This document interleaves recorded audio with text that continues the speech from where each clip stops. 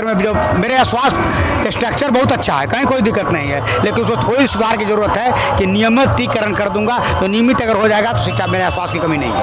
आपने देखा होगा कि हर विद्यालय में खिचड़ी के अलावा कोई व्यवस्था नहीं है, आपसे छिपी हुई बातें नहीं है।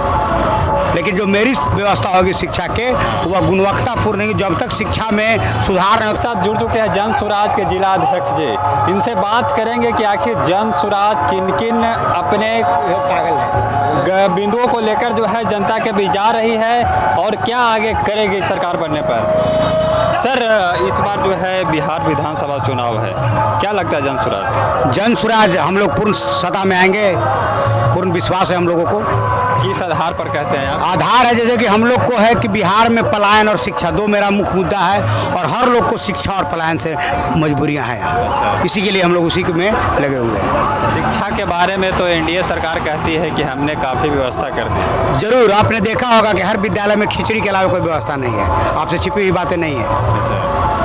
लेकिन जो मेरी व्यवस्था होगी शिक्षा के वह गुणवत्तापूर्ण नहीं, जब तक शिक्षा में सुधार नहीं होता तक हम हर परिवार को 2000 रुपया पर मंथ प्राइवेट विद्यालय में पढ़ाने के लिए पैसा मैं उसको दूंगा।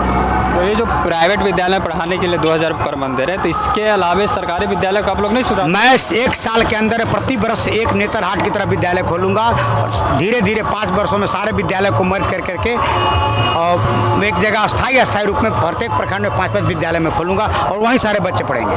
जनता क्या विश्वास कर रही है? जनता विश्वास करे उसका तो प्रूफ आपको दिखाई दे रहा होगा, कहने की क्या जरूरत है। एक भीड़ होना अलग बात होता है, एक वोट देना अलग बात होता है। तो अब इसकी तो वोट कैसे आएगी ये तो पता खुद जो देने वाला उसी को जब पता नहीं है तो लेने वाला को क्या पता है।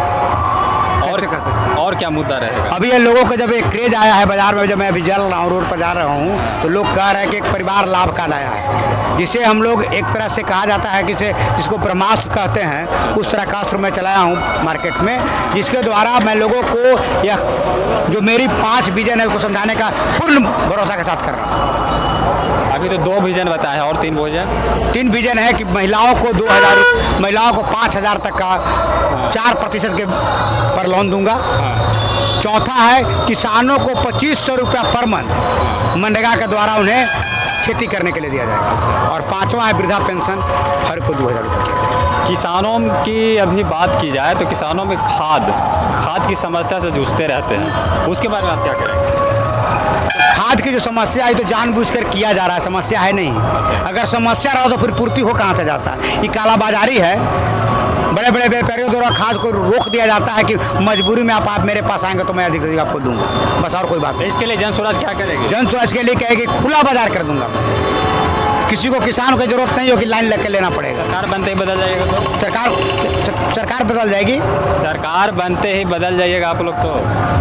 ये तो अब किसी को तो कुछ कहा नहीं जा सकता है, लेकिन विश्वास तो एक दूसरे पर जिस तरह से आपने 30 वर्ष किया है तो मेरे ऊपर 5 वर्ष आपको करना पड़ेगा। शिक्षा के क्षेत्र में आप क्या कीजिएगा? शिक्षा के क्षेत्र में बोली दिया कि गुणवत्तापूर्ण विद्यालय बनाऊंगा, यहाँ नेतरहाट और नवोदय की तरह मैं विद्यालय। स्वास्थ्य के क्षेत्र में? स्वास्थ्य के क्षेत्र में जो मेरे स्वास्थ्य स्ट्रक्चर बहुत अच्छा है, कहीं कोई दिक्कत नहीं है, लेकिन उसको थोड़ी सुधार की जरूरत है कि नियमितीकरण कर दूंगा तो नियमित अगर हो जाएगा तो शिक्षा मेरे स्वास्थ्य की कमी नहीं है।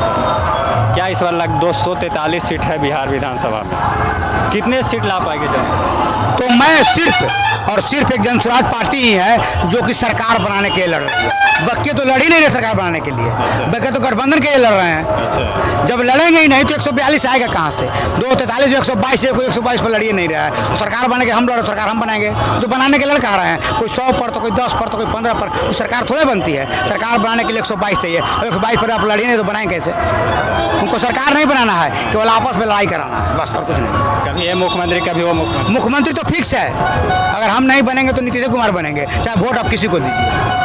चाहे राजा जीतेगा तो नीतीश कुमार, भाजपा जीतेगा नीतीश कुमार, नीतीश कुमार, कोई बनेगा फिर नीतीश कुमार बनेगा। यदि उसके बाद कोई मुख्यमंत्री बनेगा तो मेरी सरकार बनेगी, तो हमारी पार्टी के मुख्यमंत्री बनेगा। इस बार एकदम फिक्स है, बहुमत में हम आएंगे, फुल बहुमत की सरकार बनाएंगे, गारंटी हम लोग फुल बहुमत। बदलाव निश्चित है, सुनने में आ रहा है कि यहाँ पर विजय थालापति जो एक्टर हैं साउथ के, वो भी आने वाले हैं। हाँ, तो चुनाव में जब चुनाव होता है तो जिससे मेरा संपर्क रहता है वो कोई भी अपने संपर्की को बुलाता है, और जो हमारे विजन से, जो हमारे बातों से जो प्रभावित है वो लोग उसी को सुनने आ रहे हैं। उस तरह से अगर वो बड़े नेता हैं तो बड़े को सुनने के लिए आएंगे। स्टार प्रचार बनकर बिहार में 135 विधानसभा चुनाव में लड़े हैं। तो जब लड़ेंगे नहीं, चुनाव में आएंगे, प्रचार है। प्रचार करने के लिए किसी को बोल ही दिए कि अगर मैं भी एक मुखिया हूँ, मैं 20 वर्षों से मुखिया मैं भी हूँ, तो मुझे भी जब जरूरत पड़ता है तो अपने संपर्क के लोग को जरूर बुलाता हूँ कि आप किसी गांव में चलकर किसी को भी बताइए कि मुखिया जी को वोट दीजिए। उसी तरह से जब मेरा विधायक खड़ा होगा और मेरे जो मुख्यमंत्री, जितने भी मुख्यमंत्री जिसको मेरे संपर्क के पार्टी से होंगे वो आएंगे और हमारा प्रचार जरूर करेंगे, कैंपेन करेंगे बिहार में, और उस कैंपेन के बाद चुनाव जीत करके दिखाएंगे कि चुनाव जीता कैसे जाता है। हमारी पार्टी से बेहतर कोई नहीं जानता है कि चुनाव जीतने का तरीका क्या होता है, क्योंकि प्रशांत किशोर जी लड़वा चुके भी हैं, जितवा चुके हैं 12, कम से कम 12 मुख्यमंत्री, भारत के प्रधानमंत्री तक उन्होंने बनवाया। अच्छा, आखिर क्या नौबत आ गई कि फिर मतलब अपने से लड़ने के लिए हम आपको नीतीश कुमार जी को भी जो है, मैं उसका जवाब दे रहा हूँ। मैंने आपको बहुत सहयोग किया, लगे कि आप मेरे अनुभव कर लीजिए कि कोई अपने पुत्र को कभी ये नहीं चाहता है, अपने पिता को नहीं चाहता कि मेरे पिता पुत्र से दुश्मनी हो जाए, कोई नहीं चाहता है। लेकिन यदि मेरा पुत्र या मेरा पिता बिल्कुल जब अनवाइड हो जाता है, काम गलत करे तो हिस्सा बांट लेते हैं, स्वाभाविक है, तो उस तरह से बटेगा ही।